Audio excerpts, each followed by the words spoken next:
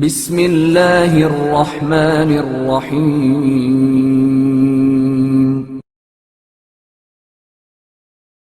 غلے کی مہنگائی۔ شہر مدینہ میں روز بروز گندم اور روٹی کی قیمت میں اضافہ ہوتا جا رہا تھا۔ ہر شخص پر وحشت اور پریشانی کے آثار غالب تھے۔ جس کے پاس سال بھر کا غلہ موجود نہ تھا وہ حاصل کرنے کی فکر میں لگا تھا، اور جس کے پاس موجود تھا وہ ذخیرہ اندوزی کرنے کی کوشش کر رہا تھا۔ انہی میں ایسے افراد بھی تھے جو مفلسی کے سبب روزانہ کا غلہ بازار سے خریدتے تھے۔ حضرت امام جعفر صادق علیہ السلام نے معتب سے، جو آپ کے گھر کی ضروریات کا ذمہ دار تھا، پوچھا، کیا اس سال میرے گھر میں گندم ہے؟ جی ہاں اے فرزند رسول، اتنی مقدار میں ہے کہ چند مہینوں کے لیے کافی ہوگا۔ تم ایسا کرو کہ تمام گندم بازار میں لے جا کر لوگوں میں فروخت کر دو۔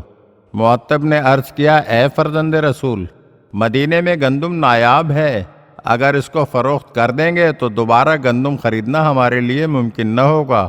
تو امام علیہ السلام نے فرمایا، جو میں نے کہا ہے وہ کرو، سب لے جا کر فروخت کر دو۔ معتب امام کا حکم بجا لایا اور اس نے تمام گندم بیچ کر امام جعفر صادق علیہ السلام کو مطلع کر دیا۔ امام نے اسے حکم دیا، آج سے ہمارے گھر کے لیے روٹی بازار سے لانا۔ میرے گھر کی روٹی اور عام لوگوں کے استعمال کی روٹی میں کوئی فرق نہیں ہونا چاہیے۔